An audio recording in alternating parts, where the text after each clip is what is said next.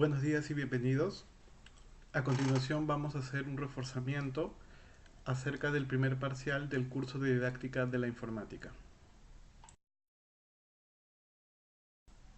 Como contenidos, básicamente vamos a repasar las principales ideas, conceptos y aportes que hemos visto a lo largo de estas primeras 7 semanas.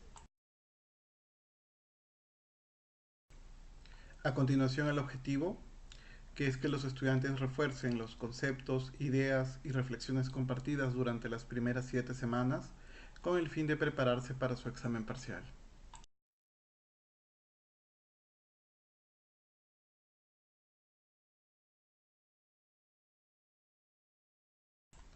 Como recordarán, iniciamos la semana 1 con una idea motivacional, ¿no? Con una idea fuerza bastante importante. La didáctica de la informática no tiene el lugar que se merece en la educación básica peruana.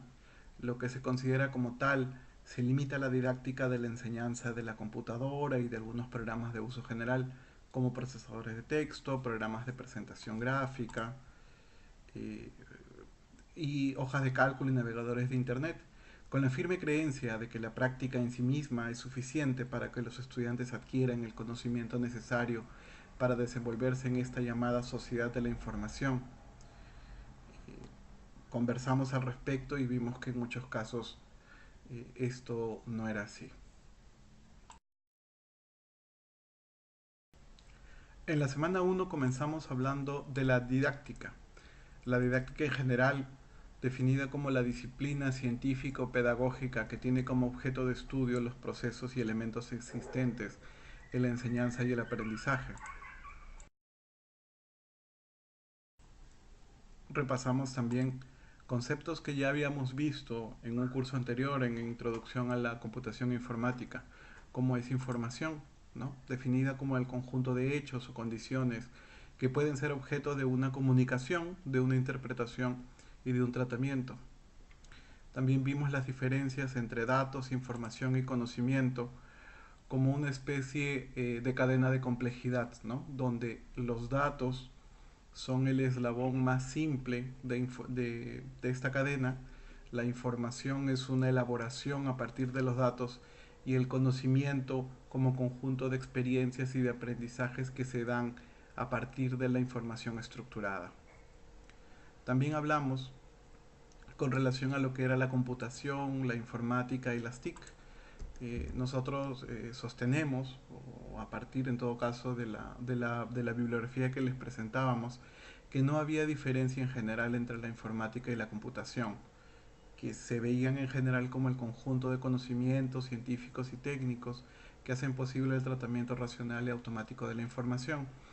Y que si bien es cierto, las TIC también correspondían con este mismo concepto, pero en general se veían como un tema más aplicado, ¿no? Desde el punto de vista más de la aplicación de las herramientas que se generan a partir de estos conceptos en otros campos. También vimos los que son los antecedentes históricos de las computadoras, ¿no? Las computadoras que se originan oficialmente en 1940, pero que hay antecedentes históricos importantes como los ábacos, como el mecanismo de anticitera, como el equatorium, el astrolabio, como la máquina de John Nepper, como el reloj calculante, como la máquina aritmética de Pascal, como la calculadora universal de Leibniz, como el telar de Jacquard, como las máquinas diferenciales y analíticas de Babbage. Ahí recordamos un poco a Ada Lovelace. También vimos la máquina tabuladora de Hollerith, ¿no? Que al final esta empresa es la que termina convirtiéndose en IBM. Luego, ya como computadoras propiamente dichas, vimos a la Mark I, a la ENIAC, a la EDVAC, a la UNIVAC, y que con ella ya se inicia formalmente la era de las computadoras. Y pasamos a ver el tema de las generaciones, ¿no? Que vimos que, según la bibliografía que hemos consultado, teníamos 5 generaciones. Una primera generación de 1940 a 1952, una segunda generación hasta el 64, donde aparecen los lenguajes de programación, una tercera generación hasta el 71, donde aparecen los circuitos integrados y las memorias de semiconductores, una cuarta generación hasta 1981, donde aparecen ya los microprocesadores de 8 bits, y una quinta generación que aparece en 1981 relacionada con el lanzamiento de la primera microcomputadora y que según la mayoría de bibliografía aún estamos en esta situación. También vimos acerca de lo que eran los sistemas informáticos, ¿no? Un sistema informático como aquel sistema que tiene tres principales elementos, los cuales son el hardware, el software y las personas, ¿no? Que son parte de los conceptos que ya habíamos visto en su momento.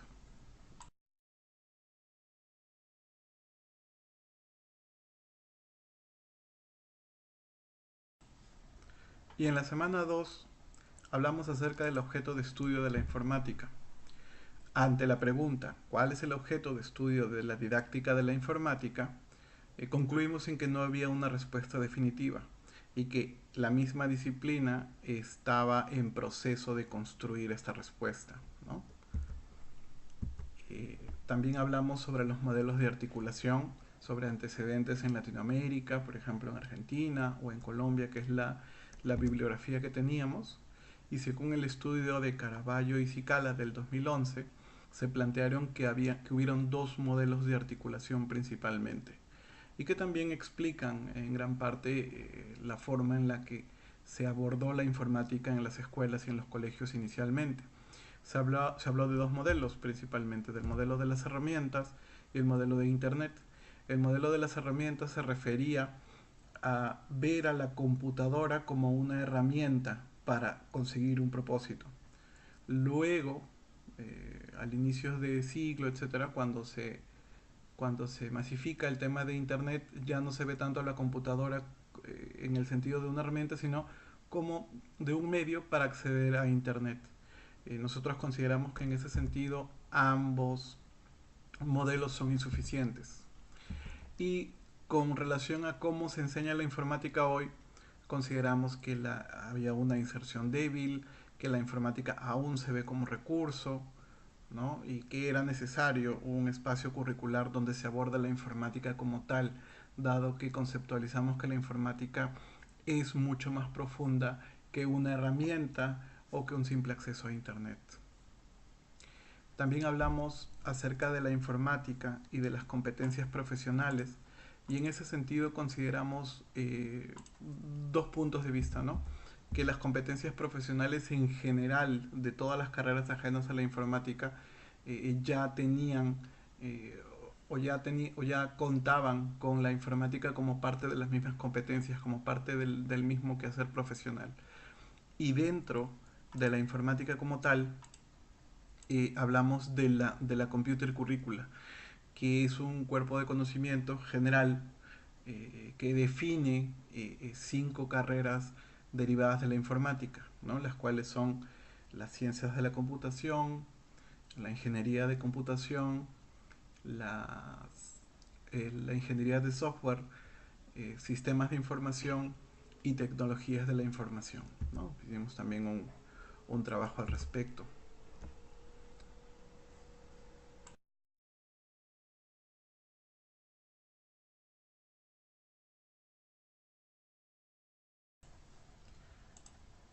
En la semana 3 revisamos algunos conceptos bastante importantes, sobre todo que actualizan algunos de los conceptos que ya se tenían predefinidos. Hablamos, por ejemplo, de la tecnología como parte de la cultura. Y en ese sentido, eh, que incluso aparecían conceptos nuevos, como lo que era la cultura tecnológica y la cultura digital.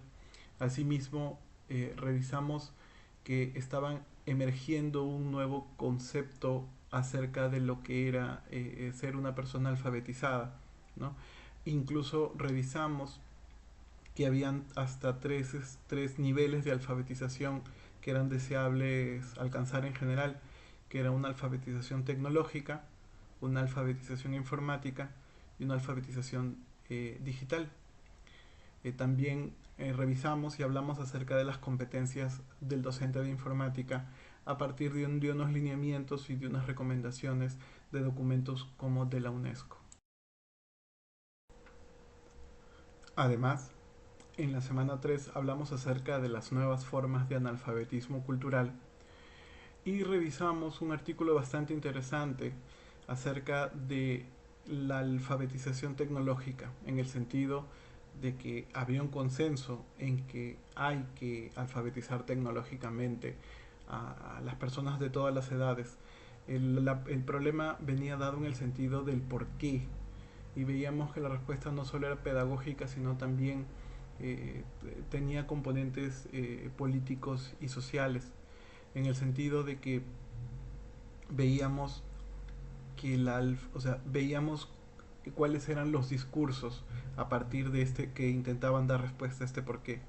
Vimos, por ejemplo, un primer discurso que hablaba de que la alfabetización tecnológica, dada la demanda de la nueva economía global, o sea, que es el discurso finalmente dominante, el que se dice en los medios de comunicación, el que hace referencia a que tenemos que aprender informática porque vamos a trabajar, porque es de lo que vamos a vivir, porque es lo que nos va a hacer ganar dinero.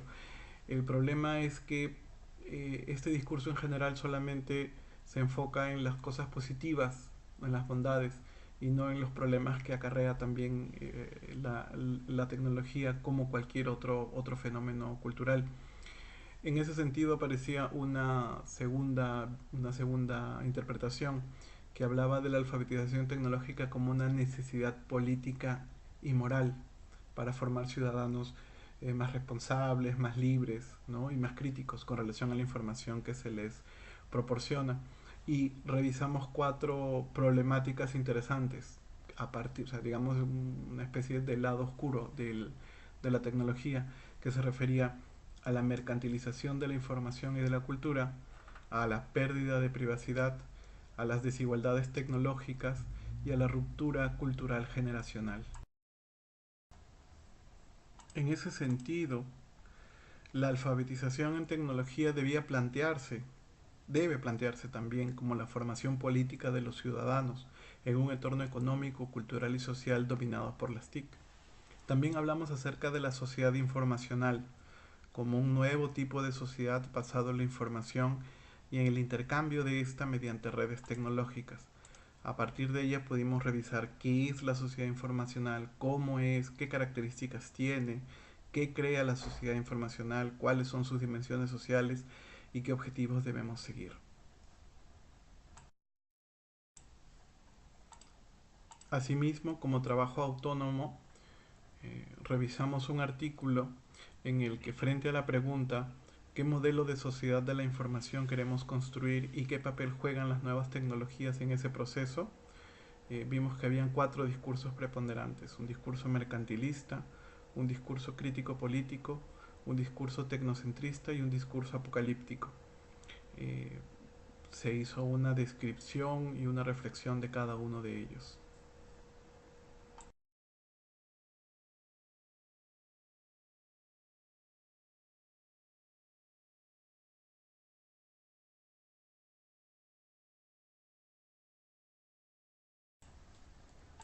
En la semana 4 hablamos de conceptos como metodología, ¿no?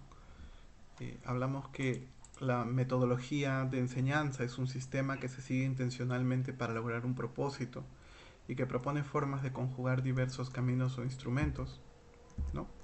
Hablamos también de los métodos didácticos, ¿no? Que en educación un método era un componente didáctico que, con sentido lógico y unitario, estructura el aprendizaje y la enseñanza en cualquier momento del mismo. Vimos que los métodos didácticos tenían elementos, los cuales son la sintaxis, el sistema social, los principios de reacción, los sistemas de apoyo y los efectos. Además, revisamos un conjunto de métodos didácticos, los cuales son el método inductivo, el método deductivo, el método problemático, que se relacionaba con proponer problemas, el método heurístico, que hacía referencia a las reglas, ¿no? Y un conjunto de reglas para descubrir nuevas soluciones, el método por proyectos y el método analógico. Asimismo, hablamos de las estrategias didácticas y de sus elementos estructurantes, ¿no? Vimos que los componentes estructurales en general de las estrategias didácticas, de lo superior a lo inferior, eran los métodos, las técnicas didácticas, las actividades, las secuencias didácticas y los recursos didácticos y los medios educativos.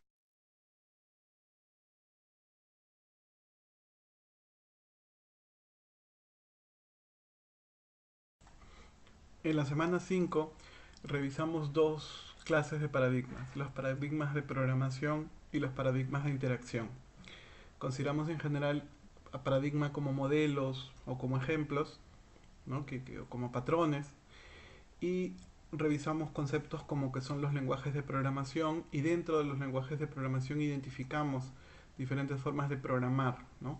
Vimos los grandes modelos importantes, que era el paradigma imperativo y el paradigma declarativo. Dentro del paradigma declarativo vimos el paradigma lógico, vimos el paradigma funcional, haciendo referencia a las funciones, y el paradigma reactivo. Con relación a los paradigmas de interacción, hablamos primero del HCI como la interacción humano-computador, como la disciplina que se relaciona con ese tema. Dentro vimos los paradigmas de interacción, ¿no? Los cuales el paradigma más común sigue siendo el paradigma de la computadora de escritorio. Y dentro del paradigma de la computadora de escritorio revisamos los estilos de interacción más importantes a la fecha. Con relación a los paradigmas de interacción, consideramos que los paradigmas son abstracciones de todos los estilos de interacción con características comunes. Los paradigmas actuales en ese sentido son la computadora de escritorio, la realidad virtual, la computación ubicua y la realidad aumentada. Los estilos de interacción, como ya habíamos comentado, son las diferentes formas con las que las personas interactúan con una computadora.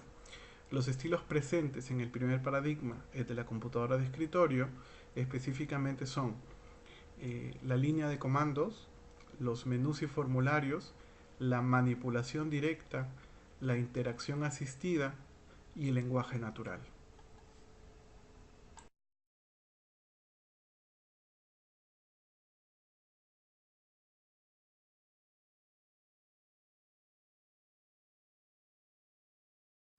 En la semana 6 revisamos las herramientas multimedia interactivas, conceptualizamos de qué se trataba, a qué hacían referencia.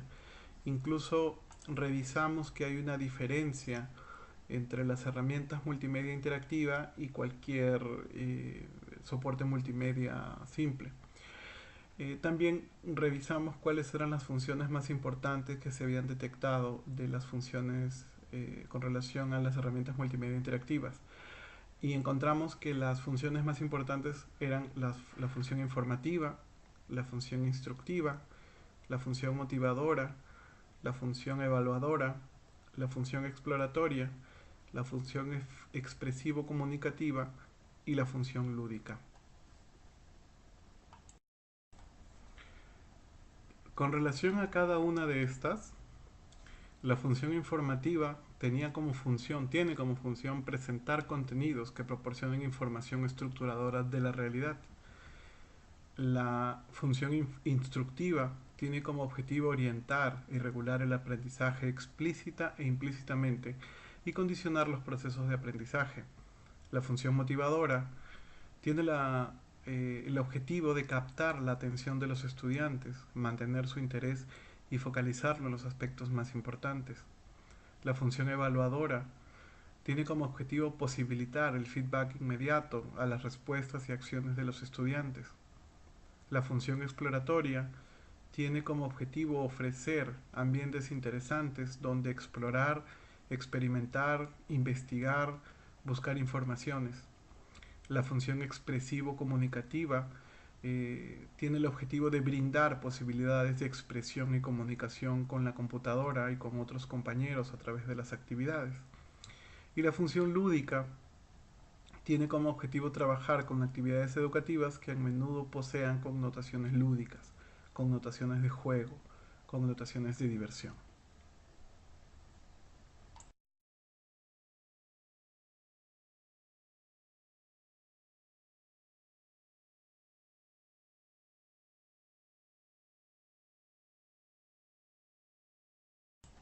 En la semana 7 hablamos acerca de la estructuración metodológica. en este caso de la estructuración metodológica en la didáctica de la informática. Y tocamos cuatro grandes temas: la estructuración metodológica para formar conceptos relacionados con la informática, la estructuración metodológica en la elaboración de procedimientos algorítmicos, la estructuración metodológica en la resolución de problemas aplicando herramientas informáticas y la estructuración metodológica en la ejercitación de la informática.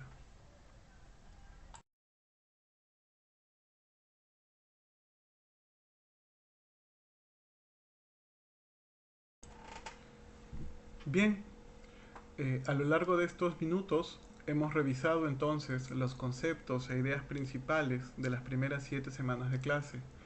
Es necesario asimismo que revisen los trabajos, foros y tareas que han compartido a lo largo de estas semanas con el fin de que estén preparados para su examen parcial.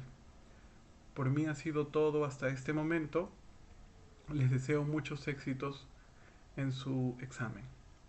Muchas gracias. Asimismo, los invito al foro de reforzamiento para que podamos absolver dudas y podamos seguir conversando con el fin de que estén completamente preparados para su examen parcial. Buenas noches.